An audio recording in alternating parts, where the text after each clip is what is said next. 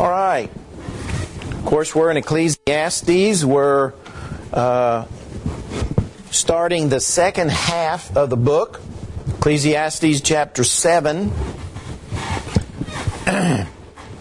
And Ecclesiastes 7 is probably one of my favorite chapters in the whole book. It just has some tremendous advice, principles, commands to live by, and just some things that all of us need to live by and need to learn and need to study about. In this chapter, the preacher, Solomon, is trying to help us choose the best way to live in all different types of situations. He's trying to give us advice about how best to live in this world, how to make good decisions, whether it's the people we're with, whether it's the what we're thinking about, what we're saying, and he touches on lots of different topics in this chapter. I think that's why it's one of my favorite chapters. And he begins in the very first verse in giving us that good advice. He says, "A good name is better than precious ointment, and the day of death than the day of one's birth." Now he does that a lot in this chapter. He'll say something is better than something else. He does that in lots of these verses, lots of situations. Solomon had said in Proverbs 22, verse 1, "A good name is rather to be chosen than great riches." So this is something similar to what he's saying here. A good name is better than precious ointment. Having a name that stands for something, it stands for honesty, stands for integrity, stands for trustworthiness, is far more valuable than having money and possessions. Having that name, Solomon says, is a great, great thing to have. And the problem with that is it can be taken away very quickly by one act. I mean, just think about, I'm just thinking in the last 10 years, people, whether they were religious leaders, political leaders, whoever, who had a good name, and then one thing happened, one thing they did, they lost that good name. Well, Solomon says that good name is way more valuable than having lots of money, lots of prestige, lots of possessions. He says it's the very best thing to have is that good name. And so Solomon wants us in this first part of the verse to think about when people would think about your name, what character traits come to mind.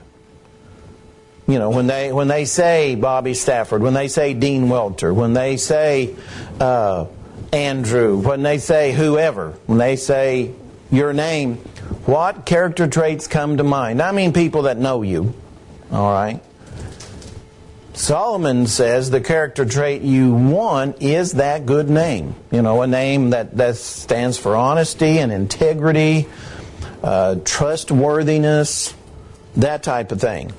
So he says this is what you need to strive for. Strive to have a good name. It'll take you further in life than money, power, prestige, possessions. Much further, having a good name. Also, he says, the day of death is better than the day of one's birth. And of course, there's a lot of ways in which that's true. Now, our society doesn't think that's true. Our society tries to put off death and not even think about death. Because many people in our society, I think I mentioned this last week or the week before, many people in our society don't even believe that there's an afterlife. There's no God, there's no judgment, there's no afterlife. I mentioned this was the first year in in 350 years or however long Harvard's been here, maybe it's like 375, but Harvard's been around here since the 1600s. And this is the first class where more people claim to be atheists or agnostics than believers. First class in Harvard's history.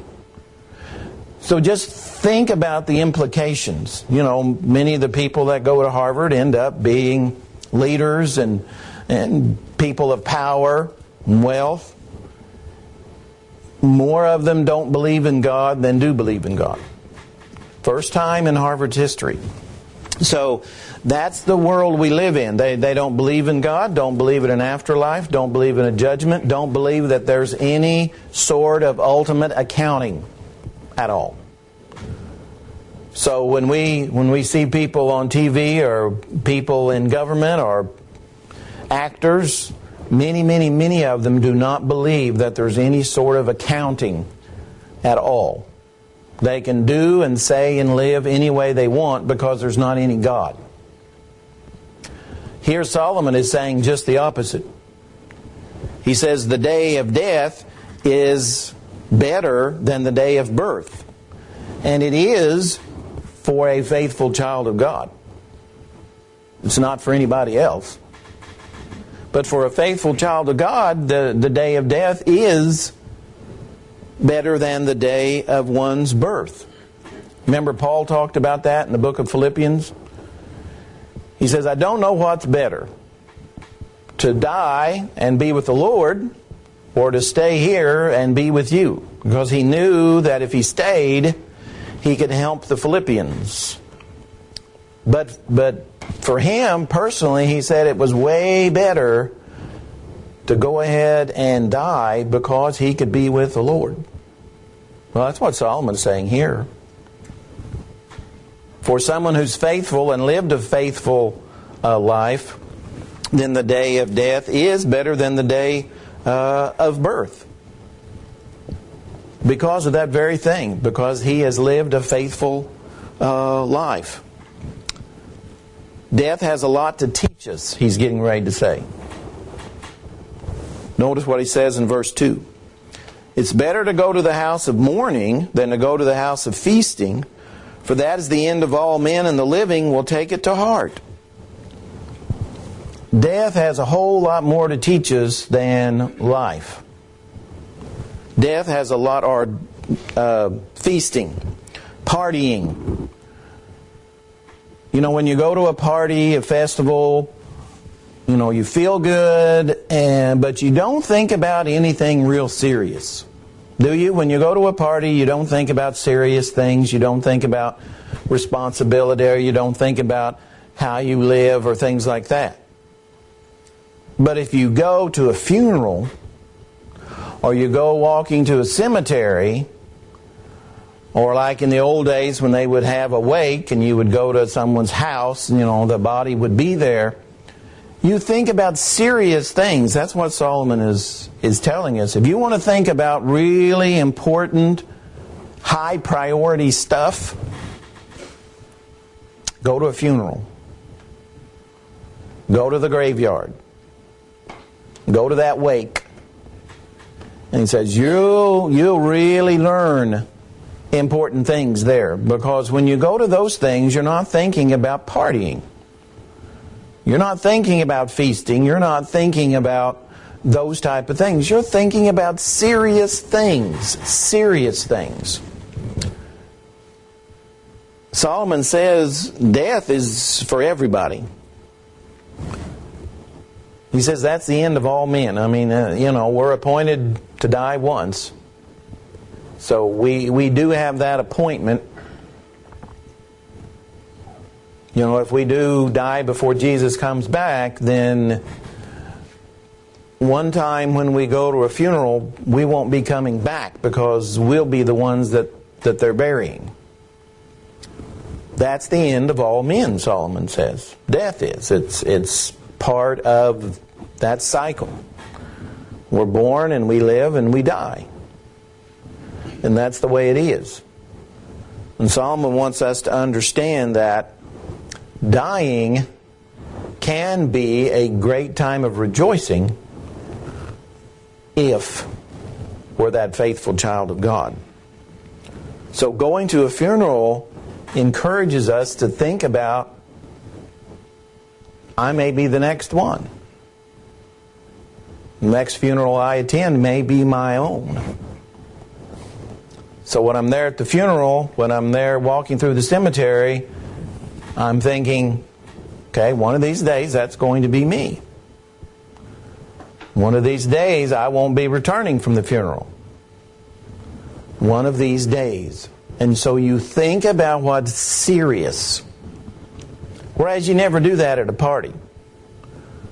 Party's just about having fun and relaxing and things like that. But you don't learn anything, Solomon says. So going to a funeral, you think about mortality. You think about numbering your days, making them important. Because everybody wants to think that their life amounted to something.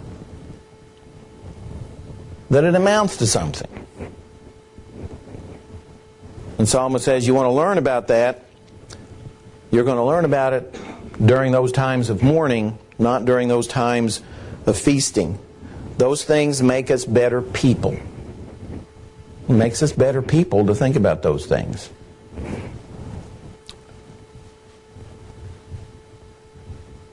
He says, still kind of on the same subject, sorrow is better than laughter. For by a sad countenance the heart is made better. It's made better.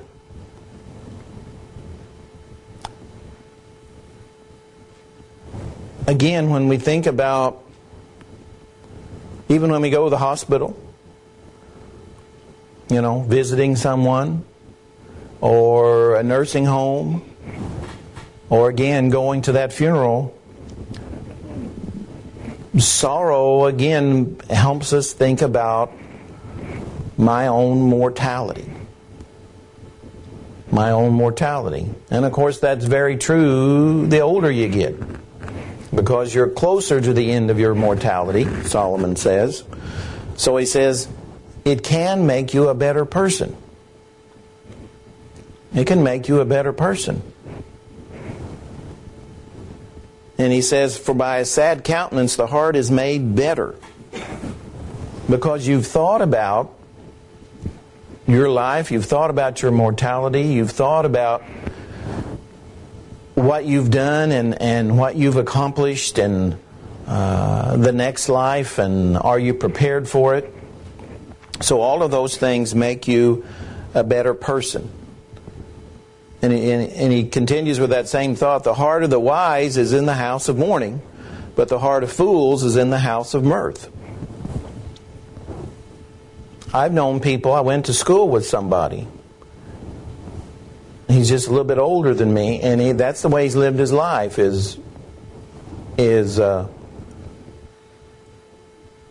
never taking anything serious.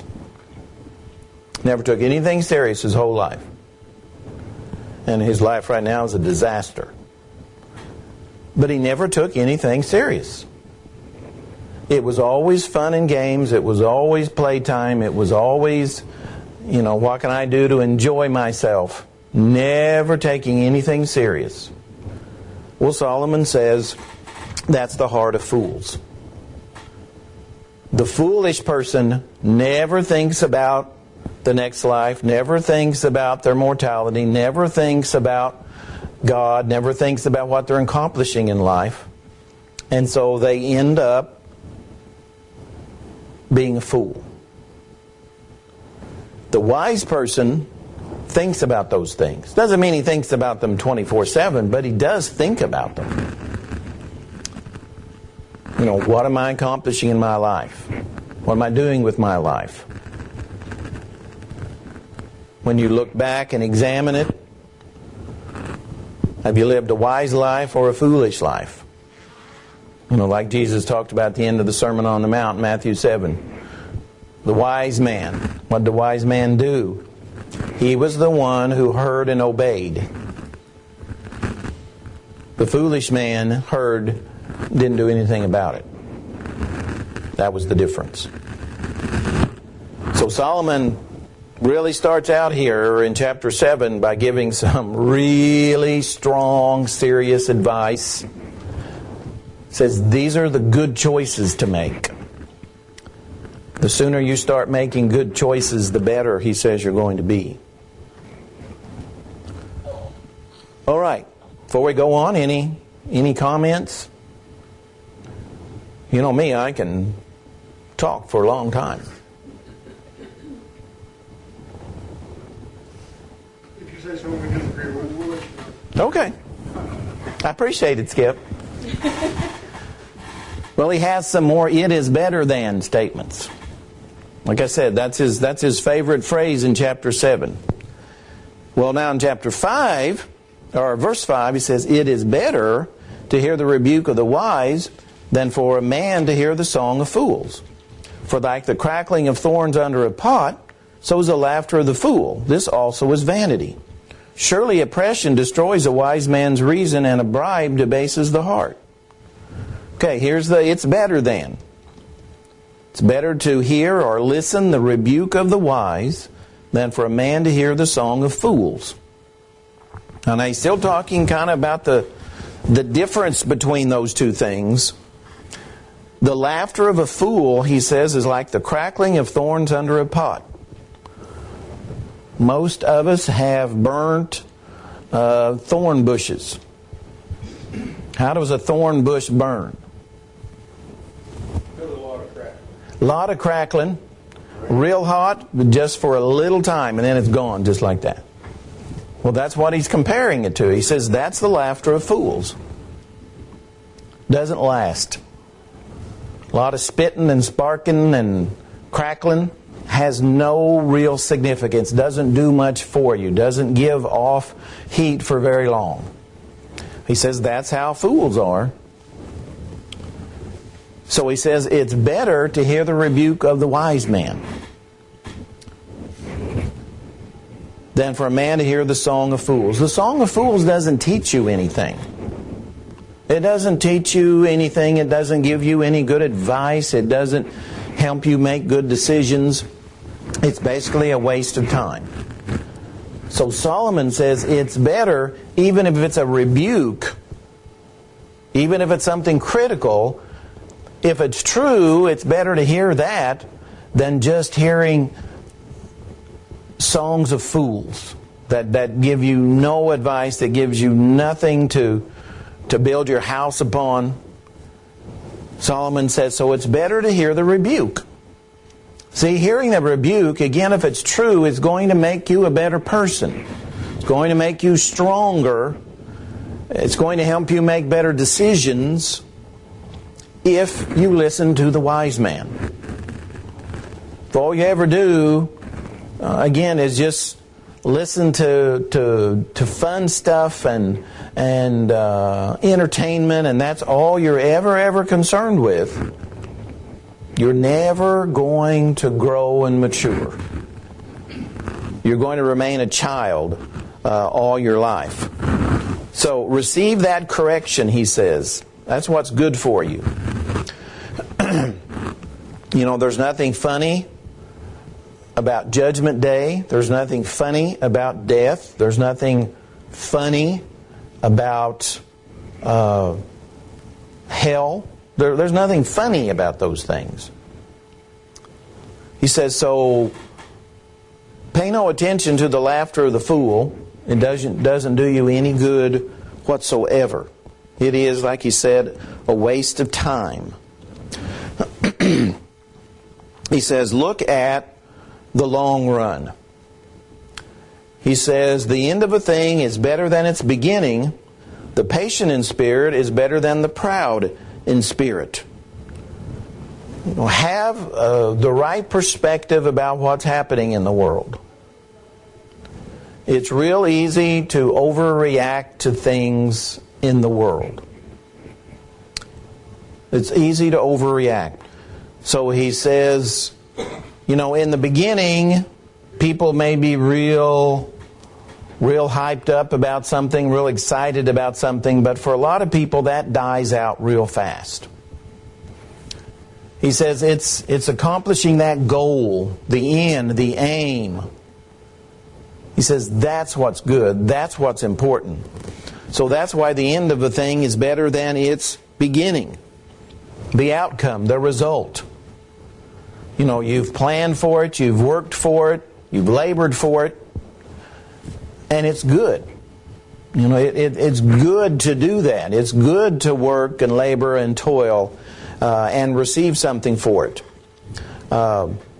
Whether it's a big thing or a little thing doesn't matter, but that accomplishing that goal, he says, is important. But it takes patience.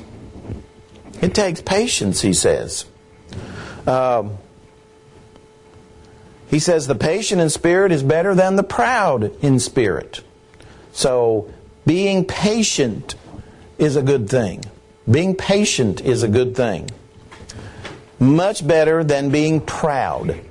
All right? Much better than being proud. You know, the proud tend to think just about themselves, about doing something just for themselves.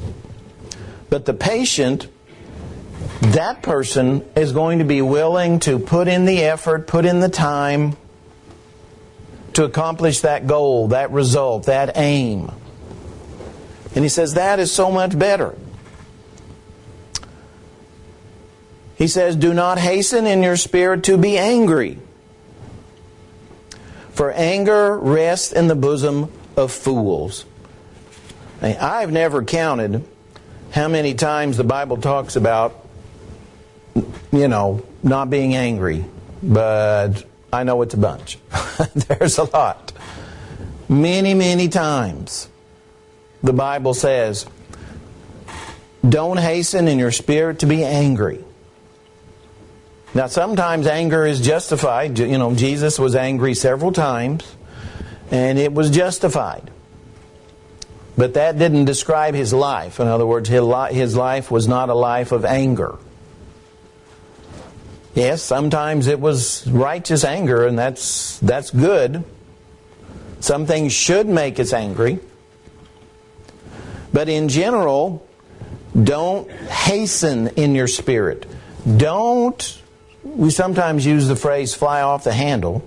That'd probably be a good expression here. He says, don't be the kind of person that flies off at the handle. Think about things first. Don't hasten in your mind to be angry. Think about it. He says, anger rests in the bosom of fools. You know, someone that's always angry or gets angry real quick over nothing. He says that person is a fool. That person is a fool. And he says that's why we need to be real careful about getting angry. Making sure that what we're getting angry for is justified. The right type of anger. He says, do not say, why were the former days better than these? For you did not inquire wisely about these things.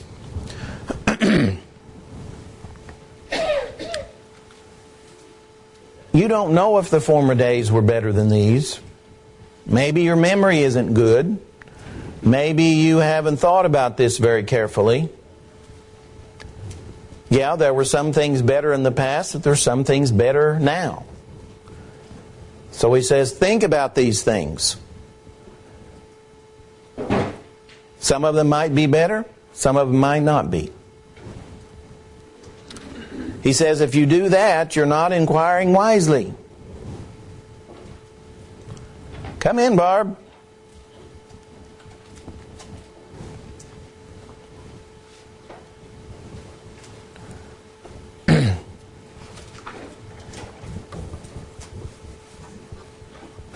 Sorry to interrupt. You are just fine. Just need to get sit down. Well, he goes on and he says, wisdom is good with an inheritance, and profitable to those who see the sun. For wisdom is a defense, as money is a defense, but the excellence of knowledge is that wisdom gives life to those who have it. The value of wisdom. The value of wisdom. You know, he's talked about wisdom many times already. There's the wisdom of God and there's the wisdom of man. He's obviously talking about the wisdom from God. He says that wisdom is good because it helps you make good decisions. You know, you can judge wisely. You can discern correctly with it. He says it's profitable to those who see the sun.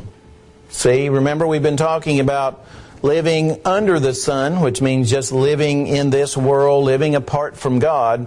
So someone who is looking to see the sun is looking to God, is looking up, is looking at spiritual things, not just things on the earth.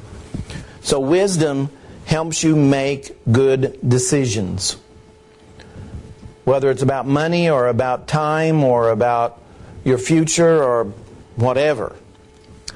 He says money or wisdom is a defense. We all have to have money just to get by. We have to have money to buy food and to buy clothes and to pay utilities, and you know, money is a defense. You do have to have a certain amount of money. No doubt about that. But he says wisdom also helps with those things. Wisdom helps with those things. Wisdom gives life to those who have it. It makes life better. It makes you a better person. And he says that's what's so important here. We need to work for wisdom. We need to pray for wisdom. We need to study for wisdom. Just like the book of James talks about. How good wisdom is for us. It's essential that we have wisdom. It preserves us. Wisdom helps us make those decisions that makes life better, that prolongs life. So preserve life. Wisdom preserves life to those who have it. Well, our time's about up, but he's going to continue to give us really good principles and advice about how to live in this world, how to make the best of this world, how to make those good decisions. All right, well, Lord willing, we'll start with verse 13 next Sunday morning.